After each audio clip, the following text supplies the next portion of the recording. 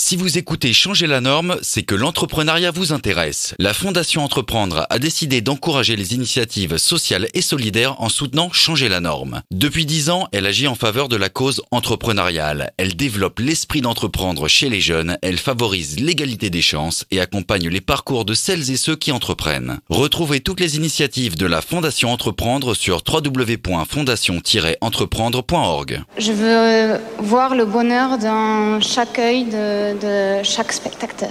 Il faut que tu respires. Moi à mon bisounours, je lui fais des bisous, des gentils, des doux. Bonjour à toutes et à tous, je suis heureuse de vous retrouver pour un nouvel épisode de Changer la norme, un podcast de Care News, le média des acteurs de l'engagement. Comme tous les 15 jours, je vais interviewer un ou une entrepreneur sociale ou à impact en essayant de creuser un peu derrière la façade d'optimisme et de volonté de changer le monde. Est-ce que créer une boîte à impact c'est différent ? Est-ce plus dur ?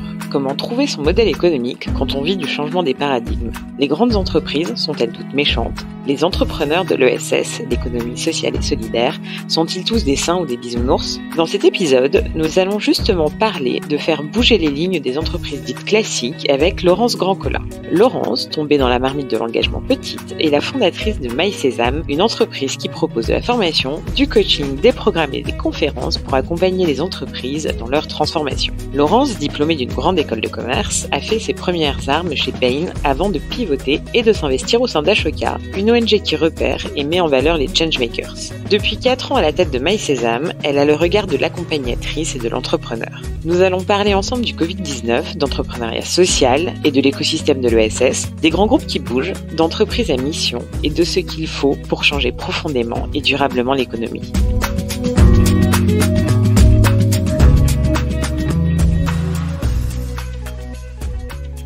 Bonjour Laurence.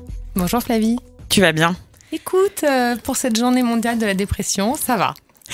Oui, alors on enregistre l'épisode le 27 octobre et je contextualise que voilà, j'ai appris à Laurence que c'était la journée mondiale de la dépression et on a tous un peu le moral dans les chaussettes. Mais on va parler d'économie responsable, d'économie durable, d'économie bienveillante et on va retrouver, je l'espère, le sourire. Alors Laurence, je veux bien, c'est la tradition que tu te présentes rapidement, donc ton parcours universitaire et tes premiers postes. Et je te demanderai après d'expliquer pourquoi tu es un peu née dans la marmite de l'engagement quand même. Alors, moi, effectivement, j'ai un parcours assez classique. J'ai été diplômée d'une école de commerce il y a 14 ans, les années passent. Et ensuite, j'ai fait du conseil en stratégie. Donc, à la sortie d'HEC, j'ai passé 5 ans chez Bain à faire du conseil. Ça répondait pas complètement à mon besoin de sens qui était déjà présent à l'époque. Et donc, en parallèle de mes années de conseil, j'ai monté une ONG qui existe donc depuis une petite quinzaine d'années et qui a eu pendant 10 ans des programmes en Mongolie et qui, depuis 4-5 ans, a des programmes au Togo autour de l'agroforesterie notamment. Et je trouvais comme ça un équilibre, mais qui n'a pas tenu très longtemps. Donc, au bout de quelques années de conseil, j'avais remboursé mon prêt étudiant et j'avais l'impression de m'être fait un peu une boîte à outils dans le business. Et donc, j'ai eu envie d'aller mettre ces compétences à plein temps sur un sujet qui avait du sens. J'ai pas mal exploré dans le monde des fondations et des ONG. J'ai pas vraiment trouvé ma place. Un peu par hasard, je suis tombée sur un réseau à l'époque qui était pas très connu, qui s'appelle Ashoka, qui est un réseau de soutien et d'accélération d'entrepreneurs à impact et d'entrepreneurs sociaux. Et pour moi, ça a été un peu le coup de cœur, la révélation. Oui, on peut combiner des approches d'entrepreneurs et de business avec un impact positif sur la société et sur les hommes. Et donc, j'ai rejoint cette structure en France pour la développer. Donc ça, c'était de 2010 à 2015. Et après avoir été hyper excitée par les modèles des entrepreneurs sociaux, totalement fan de tous ces entrepreneurs qui voulaient changer le monde, je dois avouer que j'étais un peu frustrée. D'abord parce que c'est des modèles qui restent assez fragiles, qui sont pas forcément à l'échelle des enjeux, et frustrée aussi de voir comment mon écosystème perso, pour ne pas les nommer, mes potes d'HEC et mes anciens potes de chez Bain, ne comprenaient absolument pas ce que je faisais et continuaient à penser que je faisais de l'humanitaire de mon quotidien. Et donc, après quelques dîners un peu chaud avec mes copains, dont certains ne sont plus mes copains. Non, c'est pas vrai, ils sont restés mes copains. Mais je me suis dit, il y a un souci de transmission, de faire comprendre ces modèles d'entreprise différents, de faire comprendre qu'il y a une troisième voie pour le capitalisme et qu'elle est super porteuse d'innovation, de transformation. Et donc, j'ai eu envie d'être un peu ce passeur de tout ce que j'avais pu apprendre, m'enrichir au fil des années et pouvoir le donner à des gens dans le monde corporate classique pour qu'eux-mêmes transforment leur job et aient un effet de levier là où ils sont, sans forcément aller justement dans l'entrepreneuriat social ou dans l'ESS. Et donc, j'ai créé ma boîte, MySesame, qui depuis 4 ans et demi maintenant, fait ça et travaille avec des corporates tout à fait classiques, des fonds d'investissement tout à fait classiques. On va détailler tout ça. Je précise juste, Ashoka, donc c'est un réseau, il y a des fellows Ashoka chaque année, donc il y a un processus très exigeant pour repérer des fellows. Et dans Changer la norme, si ça intéresse les auditeurs, il y a Fred Bardot qui est fellow Ashoka. Saïd Amo, j'ai entendu. Saïd, Mathieu Dardaillon, Samuel de Coexister. Ouais, Samuel ouais. C'est comme les 7 nains, on va forcément en oublier. Mais en tout cas, voilà, c'est un gage de qualité, comme Changer la norme. Donc, tu décides de partir d'Ashoka pour monter ta boîte. Et du coup, ça se passe comment au début ? Est-ce que tu as trouvé tout de suite un business model ? Parce que tu t'attaques donc à des gros corporates, plutôt des grosses entreprises. Comment tu as fait pour les approcher ? Est-ce que tu avais fait un petit benchmark ? Est-ce qu'il y avait déjà des concurrents ? Alors d'abord, quand je quitte Ashoka, ça se passe pas bien. Je fais la petite anecdote, je pars pour pas du tout monter la boîte que j'ai montée. Mais petite parenthèse de l'entrepreneuriat, ça ne se passe jamais comme on a prévu. Donc je pars avec une copine avec qui finalement au bout d'un mois on se dit non, on va pas entreprendre ensemble. Le projet auquel on avait pensé était pas le bon. Et donc je vais chercher un peu à l'intérieur de moi. Et ça, je trouve que dans l'entrepreneuriat social, c'est souvent qu'est-ce qui m'a manqué en fait quand moi je suis passée de Bain à Ashoka et qu'est-ce que j'ai constaté. Et souvent, je trouve que les entrepreneurs sociaux que j'ai pu rencontrer, ils partent souvent d'une expérience vécue qu'ils ont expérimenté eux-mêmes. Et donc au début, en fait, je démarre donc sans associé, alors que je voulais pas entreprendre seule, sans tellement de projets, sans locaux. Mais j'avais... Sans rien. Sans rien. C'était un peu ça, franchement. Mais j'avais une chance, c'est que j'avais constitué avec des anciens mentors du réseau Ashoka un board en leur disant, je sais pas un board sur quel projet, mais c'est un board autour de moi pour commencer. Et ils ont été de très bons conseils et puis ils m'ont ouvert aussi des réseaux. Donc hyper important. Et moi, j'ai aussi allé utiliser mes réseaux de mes jobs d'avant. À la fois les boîtes qui étaient intéressées par les sujets Ashoka et puis les boîtes que j'avais rencontrées dans le cadre de Bain. Et puis j'ai convaincu un peu, on parle souvent dans l'entrepreneuriat du go-to-market. J'ai fait un go-to-market très très rapide, c'est-à-dire que j'ai tout de suite voulu tester ce que ça voulait dire de former, d'acculturer, d'accompagner des corporates sur ces sujets-là. Et donc j'ai monté une première promo de gens que j'ai fait venir un peu par réseau de réseau. J'avais pas de boîte, ils m'ont payé en cash pour payer la location des salles. Enfin, on était vraiment dans le système D. Mais ça m'a permis de voir où en étaient ces gens-là, dans leur compréhension des changements de paradigme et des changements de modèle, de me faire des premiers ambassadeurs. Et donc les 6 premiers mois de la boîte, c'était très B2C. Moi, j'avais envie de faire un truc B2C, donc j'avais fait beaucoup de B2B et j'avais envie de faire du B2C. Et puis comme tous les entrepreneurs sociaux qui se retrouvent à faire du B2B. Exactement. Et mon board, je pense, au bout de la 2e réunion, m'a dit non, mais c'est un truc B2B, je t'ai pas du tout, vous avez rien compris. Puis au bout de 6 mois, j'ai dit ouais, on va faire du B2B en fait. Pour une question de business model, évidemment, mais aussi pour une raison d'effet de levier. En disant c'est super, et j'avais commencé à l'expérimenter, d'accompagner des acteurs de changement à titre individuel dans les boîtes. Mais en fait, si le système autour d'eux change pas du tout, tu crées juste de la frustration en fait. Parce que tu t'éveilles des consciences, tu leur fais prendre en compte le fait qu'ils peuvent être des acteurs du changement dans leur boîte, mais comme en fait ça change pas du tout autour d'eux, du coup ils finissent par s'en aller et juste aller essayer de le faire ailleurs et t'as pas vraiment réussi ton pari. D'accord. Et c'est qui ton premier client entreprise du coup ? Accenture.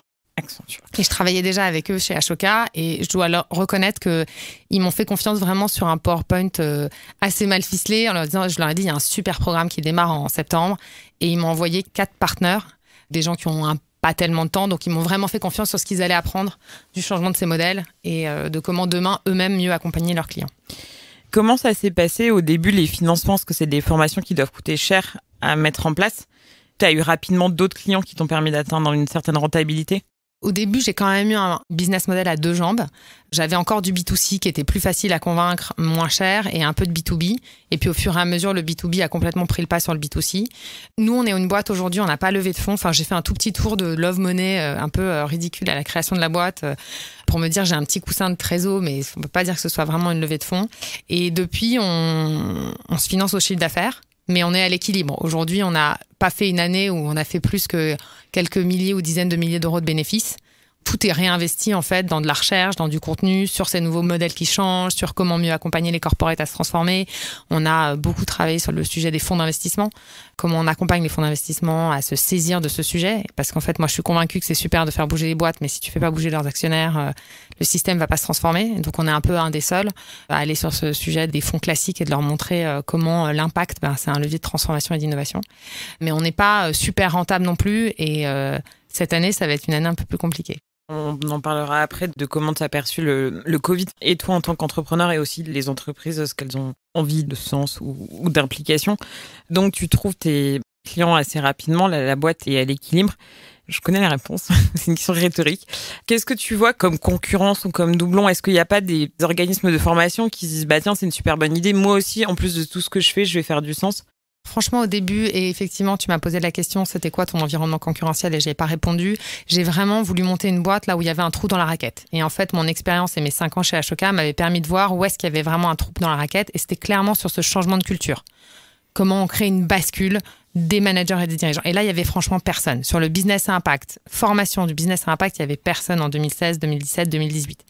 La loi Pacte est arrivée, les entreprises se sont beaucoup plus saisies du sujet, la RSE est passée d'un truc de compliance porté par quelqu'un un peu au fond du couloir, pas très valorisé par ses collègues, à quelque chose de beaucoup plus stratégique, et du coup, des budgets ont migré vers ça, et forcément, on a des concurrents qui sont arrivés.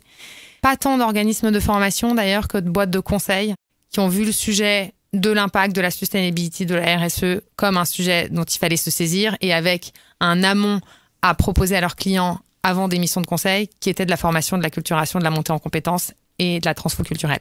Et donc, ils sont un peu venus sur notre terrain. Mais en fait, aujourd'hui, ce qu'on remarque, c'est que c'est plutôt des gens qui essayent de nouer des partenariats. Et c'est pas mal ce qui s'est passé cette année avec le Covid, plutôt que des gens qui se mettent en frontal avec nous. J'ai 2 questions. Je voudrais que tu reviennes sur l'histoire des partenariats parce que c'est quand même... il y en a dans l'ESS dont on parle beaucoup de co-construction, mais en fait, c'est très difficile à mettre en place. Donc, peut-être que tu pourras prendre un exemple pour nous raconter. Et ma deuxième question que je te poserai après, c'est sur les cibles des collaborateurs. Est-ce que les boîtes, elles arrivent à intéresser tout le monde ou est-ce qu'il y a une typologie de clients, même si c'est pas tes clients directs ? Sur les partenariats, je te rejoins complètement, c'est hyper compliqué et en fait, ça te prend un temps de dingue pour que le truc aboutisse une fois sur 20. Donc, c'est un peu décourageant, surtout quand tu es un peu dans le système David et Goliath. C'est-à-dire que quand tu es un tout petit face à un très gros, toi, tu perds une énergie folle et tu l'as pas parce qu'en fait, dans ta boîte, tu es 10. Et donc, le temps d'une personne ou deux, c'est énorme. On a un peu réussi à screener les partenariats qui fonctionnent et ceux qui fonctionnent pas. Ceux qui fonctionnent très bien, c'est avec des boîtes qui ont notre taille, qui sont super agiles et où il y a une vraie complémentarité de notre proposition de valeur. On bosse par exemple avec Nueva Vista qui fait plus du conseil en RSE et sur les sujets de société à mission. Ils se pluguent très bien. Nous, on fait basculer un COMEX sur le sujet et après, elle accompagne dans la durée. Ça marche très, très bien. Avec des plus grosses boîtes, c'est plus compliqué, sauf là où on est en train de finaliser a priori, c'est pas encore complètement officiel, donc je ne dévoile pas tout, mais avec un gros acteur de la communication, un des leaders français de la communication, très grosse entreprise qui a envie de se positionner comme un laboratoire apprenant sur ces sujets-là. Ils savent qu'ils n'ont pas la compétence, donc nous, on est l'expert et eux sont le pourvoyeur de clients. Donc là, entre guillemets, la complémentarité et le rôle de chacun est très clair. Oui, puis tu as le parcours aussi avec Ticket. On a fait effectivement un parcours avec Corporate for Change, donc la filiale commerciale de Ticket for Change. Et là, c'est pareil, ça fonctionne bien parce qu'ils nous ressemblent, on a le même ADN, ça va vite, on sait quelles sont nos complémentarités et on partage là pour le coup une intention et une vision commune de ce qu'on veut générer comme changement dans le système économique. Ma question sur je sais pas comment on dit, les clients internes. Oui, les clients internes, c'est que j'ai une espèce d'a priori qui est que c'est un peu comme le mécénat de compétences, ça n'intéresse que les cadres, ou ceux qui ont le temps, ou qui ont... Est-ce que le sens, c'est un problème de riche ? Je sais pas, mais c'est un peu l'impression que ça donne. Est-ce que vous travaillez là-dessus ? Et si c'est pas le cas, comment est-ce que vous faites pour toucher tout le monde ? T'as raison, on a des démarches qui sont quand même très top-down. On commence beaucoup par travailler avec les COMEX, les directions générales, les directions de business unit, les managers. Donc, on est plutôt à former et à engager le haut de l'entreprise et les gens qui décident. Après, on touche pas que ceux que ça intéresse, puisque souvent, il y a un commanditaire qui va être le DG ou le directeur marketing ou le directeur inno, mais c'est lui qui va, entre guillemets, imposer que les autres coltinent un workshop My Sésame. Donc ça, c'est bien parce que ça nous permet évidemment d'embarquer pas que les convaincus. Après, on a quand même réussi dans certaines boîtes, comme chez L'Oréal par exemple, après avoir fait des trucs avec la direction marketing, la direction commerciale, donc vraiment un peu les métiers stars chez L'Oréal, c'est la direction marketing, la direction commerciale, de monter un truc en embarquant la direction générale et les DRH pour l'ensemble des collaborateurs. Donc on a fait des workshops, des ateliers, des semaines de la transfo durable pour plus de 1000 collaborateurs, pour toucher tout le monde en fonction de son métier, de là où il en est, de sa compréhension des sujets, et que chacun se sente un acteur de la transformation. Deuxième point, pour ce faire, parce que tu disais vos formations elles sont chères, en coût par tête, c'est clair quand on fait du présentiel ou du présentiel à distance. On est plutôt dans des tarifs où on forme des managers et des COMEX, mais du coup on a construit un outil digital pour pouvoir toucher le plus grand nombre avec des capsules de micro-learning qu'on déploie à beaucoup plus grande échelle dans les écoles de commerce et maintenant chez les corporates. Tes clients, c'est plutôt des très grands comptes, des grosses boîtes. Est-ce que c'est intentionnel ou est-ce que c'est parce que l'échelle suivante, c'est la PME ou est-ce que les PME n'ont pas les moyens, ou pas le temps, je sais pas. C'est pas intentionnel, c'est opportuniste. C'est là qu'on avait des réseaux, c'est là qu'on a des clients qui nous recommandent les uns aux autres. En fait, on a 3 types de clients, les grands comptes, les fonds d'investissement. Et là, ça nous permet de toucher des PME parce que eux-mêmes, en fait, on forme les équipes d'investissement et après, on fait des journées avec les équipes d'investissement et les patrons des participations qui sont souvent des patrons de PME. Donc, ça nous permet en fait d'avoir un client qui lui-même nous amène un tissu de PME. Moi, j'ai aussi été experte APM pendant un petit moment pour essayer de toucher les tissus de PME parce que c'est pas un choix. On pense que l'économie, elle se fait aussi vachement par les PME. APM, juste pour expliquer, c'est un réseau, c'est Association pour le progrès du managérial, voilà, qui réunit des chefs d'entreprise et qui leur offrent du réseau et des formations et des choses comme ça. Exactement, des éclairages. Donc, c'était une manière de toucher les PME. Très clairement, aujourd'hui, c'est beaucoup plus facile pour nous de travailler pour un compte comme L'Oréal, la SNCF, le groupe BPCE que pour travailler pour un tissu de PME, mais on essaye de le faire notamment via les fonds d'investissement. Alors, maintenant, petit point Covid. Vous aviez du présentiel qui a été éliminé. Est-ce que vous avez réussi à vous adapter facilement et la question qui enchaîne, mais je te pose les deux d'un coup, comme ça tu pourras faire une synthèse, ce que je ne sais pas bien faire, c'est est-ce que tu as vu chez tes clients plus de besoins ou naître un besoin plus grand? Est-ce que toi, tu as eu l'opportunité du coup de plus vendre, entre guillemets, de formation? Sur la partie digitalisation de nos formations, on l'a pas fait facilement, mais on l'a fait très clairement parce qu'on avait juste pas le choix. Donc aujourd'hui, c'est très bien parce que moi, ça fait des années, et je suis pas vraiment une digital native, mais ça fait des années que j'avais envie de passer sur un format plus digital et ça nous a mis une bonne pression pour le faire. Donc ça, c'est super. Donc aujourd'hui, on est capable d'animer tous nos workshops en distanciel. On a plein d'outils qui nous permettent de rendre le truc très interactif. Donc ça, c'est bien. Après, comment les boîtes ont réagi? Est-ce que ça m'a apporté un flux business? Très clairement, il y a eu un écho hyper positif de le monde doit changer, il faut vraiment qu'on réinvente notre capitalisme, les sujets environnementaux sont aussi liés à ces sujets sanitaires, etc. De là à ce que ça se traduise dans ce business, pas du tout. C'est-à-dire qu'il y a une décorrélation entre le discours de plein de boîtes qui disent ces sujets sont hyper importants, les gens veulent du sens, on doit réinventer l'économie. Et en fait, là, les budgets sont en contraction, les gens sont dans un univers hyper incertain et on est franchement les budgets qui coupent en premier. Donc nous, c'est une année qui économiquement est difficile. Après, c'est vrai pour nos clients grands comptes corporate, c'est beaucoup moins vrai pour les fonds d'investissement. Les fonds d'investissement, ils ont un modèle économique beaucoup plus stable parce qu'ils ont une société de gestion qui touche des fees, quel que soit, entre guillemets, ils sont contracycliques. Et donc là, en fait, en revanche, on a beaucoup de clients qui, du coup, nous disent il faut qu'on y aille plus fort, il faut qu'on y aille plus vite. Et donc, en ce moment, on travaille essentiellement avec des fonds de private equity, avec la BPI, pour former leurs équipes d'investissement sur ces sujets-là. Et du coup, ça compense un peu le côté corporate qui se cache. Ouais, où les budgets sont gelés.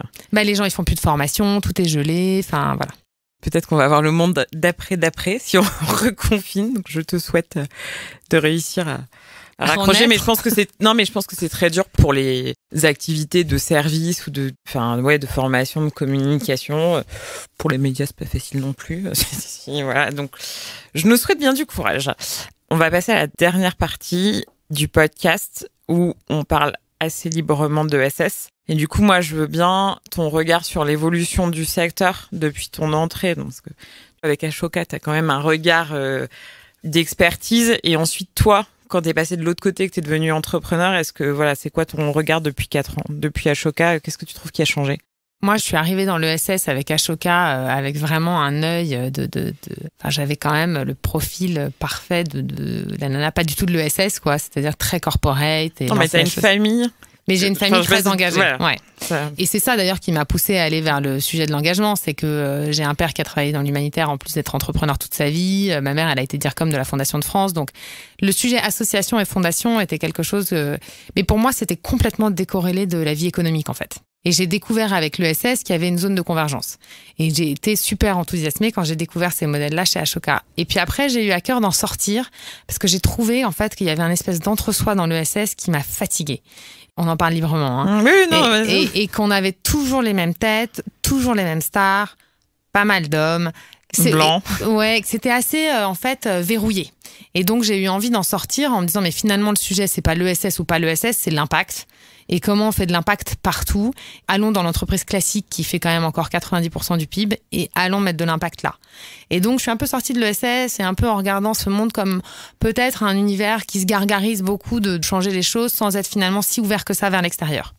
Et puis aujourd'hui, je trouve qu'il y a un mouvement inverse, c'est-à-dire que je trouve que l'ESS se redynamise, se rajeunit, est plus inclusif. Je pense que le côté de la loi Pacte aussi, parce que la loi Hamon, qui avait créé le statut, l'agrément ESUS, avait déjà un peu effacé les frontières de l'ESS qui se définit par les statuts plutôt que par la finalité. Et puis là, on a un peu recréé finalement de liens entre le monde associatif et le monde de l'entreprise. Je trouve qu'avec la loi Pacte et le sujet de la société à mission, les cartes sont aussi un peu rebalayées. Et donc, le continuum se crée beaucoup plus. Je vois moins aujourd'hui l'ESS comme un monde à part de militants un peu entre soi. Aujourd'hui, il y a une grosse vertu à ce continuum. Et donc, je suis contente du coup. Et moi, j'ai envie de me réengager typiquement dans l'ESS. Après, il y a des écoles, genre l'ancienne ESS, la nouvelle ESS, la droitisation de l'ESS. Mais il y a des ponts de plus en plus forts, même entre les grands groupes et les entreprises à impact. Et toujours deux questions, une question. Le premier, c'est est-ce que selon toi, c'est quoi les moyens qu'il faudrait mettre sur la table ou je sais pas, juridiques contraignants pour vraiment faire changer les choses. Et le deuxième, c'est que donc oui, il y a un continuum et du coup ça a changé, mais est-ce que l'ESS il perd pas quand même une partie de son âme? Alors sur la première question, je pense qu'aujourd'hui le sujet de la société à mission est malheureusement pris beaucoup trop par le bout de la lorgnette et un peu comme un nice to have par beaucoup de gens et avec une approche aussi de mission washing, on s'arrête au sujet de la raison d'être, alors qu'en fait, si on le prend profondément, ce sujet de la société à mission, il est hyper exigeant. Nous qui nous considérons comme une mission native chez MySesame, on fait le travail en ce moment d'aller regarder notre mission, notre raison d'être, nos engagements, qu'est-ce que ça veut dire. Et en fait, ça nous re-challenge nous-mêmes dans c'est quoi notre contribution au monde. Et donc moi, je pense que ce qu'il faudrait faire, c'est être beaucoup plus push pour que cette qualité de société à mission, elle soit adoptée beaucoup plus largement, avec des obligations de le faire dans certains secteurs, avec des questions que chaque entrepreneur qui crée une boîte devrait se poser. Pour moi, entre guillemets, la qualité de société à mission, c'est la bonne réponse. En revanche, c'est sa diffusion et la manière dont elle est prise qui n'est pas du tout à l'échelle des enjeux. Est-ce que tu as des exemples que tu aimes bien de société à mission? Ouais, par exemple, j'aime beaucoup À l'envie, qui est une boîte... Saison 1. Saison 1, voilà. Et qui est depuis devenue société à mission, qui effectivement est dans un secteur d'abord très lié à un enjeu sociétal, puisqu'on est sur la dépendance des personnes âgées, mais qui prend vraiment le sujet par comment on réhumanise le métier pour réhumaniser l'accompagnement de nos aînés. Et ils font les choses très bien. Et d'ailleurs, on est impliqué avec Guillaume Desnaux dans la communauté des entreprises à mission, qui est une chouette association qui promeut tout ça. Et sur le fait de l'ESS perd son âme, en fait, si je peux te répondre dans une conversation très libre, j'ai envie de te dire, on s'en fiche. Enfin, moi, mon sujet, c'est quoi là, derrière, qu'est-ce qu'on génère? Il est où l'impact? Après, les guerres de chapelle, le jugement moral de est-ce que les choses sont bien? Enfin, il y a un moment, c'est quoi le résultat? Et en fait, je pense qu'on n'a plus trop le temps de se regarder en disant toi, t'es bien, toi, t'es pas bien, toi, t'es capitaliste, toi, t'es pas capitaliste. On génère quoi comme impact? T'es impliqué dans la communauté des entreprises à émission, mais je crois qu'ils sont à la filature. Oui. Voilà, c'est la Fondation Entreprendre qui soutient le podcast, c'est pour ça que... Et la filature, c'est leur bureau, pour ceux qui ne Donc, savent petit pas. clin d'œil. Pour 99% des gens qui ne sont pas des gros nerds de l'ESS. Oui, et de l'entrepreneuriat. Et t'es impliqué dans d'autres réseaux? Écoute, aujourd'hui, le réseau Entreprendre, qui m'a soutenue au tout démarrage de ma boîte, le réseau Entreprendre Île-de-France, et qui m'a beaucoup apporté, et qui est surtout aujourd'hui en train de faire une bascule. Parce que le réseau Entreprendre, jusque-là, c'était un réseau qui soutenait des entreprises qui créaient de l'emploi. Et on a pas mal milité avec certains entrepreneurs à impact pour dire, mais en fait, avoir de l'impact, c'est pas que créer de l'emploi. Il y a d'autres manières d'avoir de l'impact. Et il y a un vrai shift aujourd'hui dans le réseau Entreprendre pour soutenir beaucoup plus d'entrepreneurs à impact et de leur apporter le bon accompagnement, les bonnes voies vers des bons financements. Voilà. Merci. On va faire la petite question traditionnelle. Bon, la première devrait te plaire. Quelle est la raison d'être de MySesame? Alors, accroche-toi, je vais devoir la lire moi-même. On a passé beaucoup de temps sur chaque mot. Donc, notre raison d'être, c'est de créer une bascule chez les dirigeants et les collaborateurs d'entreprise pour qu'ils se saisissent de leur potentiel afin de refondre les modèles d'affaires et les modèles de réussite pour rendre le capitalisme plus soutenable, plus durable et plus solidaire. Très complet. La femme ou l'homme politique que tu voudrais convaincre? Alors, j'ai envie de dire Macron sur les questions d'écologie et encore plus Bolsonaro sur les questions d'écologie avec la forêt amazonienne qui est un peu notre dernier poumon. Donc voilà, si j'avais le pouvoir de convaincre ces deux-là, je serais contente. Bon, je t'en autorise 2. La taxe que tu aimerais inventer ou supprimer? Je pense que la TVA responsable qui a été poussée par Imre Jacquia, le patron de la Camif, pour soutenir des produits qui sont faits de façon responsable en France avec une empreinte écologique moindre, ça, ce serait vraiment super qu'elle advienne. Le patron de CAC 40 que tu pourrais ou voudrais être? Si je dois vraiment donner une réponse, franchement, je suis pas sûre qu'il y a qui que ce soit à qui je voudrais ressembler dans le CAC 40 aujourd'hui, si ce n'est peut-être Jean-Dominique Sénard, avec qui j'ai le plaisir de partager une conférence et pour ce qu'il a fait pour la loi Pacte. Et la somme pour laquelle tu tairais un scandale politique? 10 balles. Non. Aucun. Je pense que ça n'a aucun sens. Enfin, je sais pas, il y a des gens qui donnent des montants. Il y en a eu. Merci beaucoup, Laurence. Merci. Merci d'avoir écouté jusqu'au bout cet épisode. Changer la norme, le podcast de Care News se retrouve sur SoundCloud, iTunes, Spotify et partout la technologie à l'heure de nous mener. N'hésitez pas à nous suggérer des invités, à faire des commentaires, à diffuser autour de vous et à noter de podcast afin de vraiment changer la norme. Merci.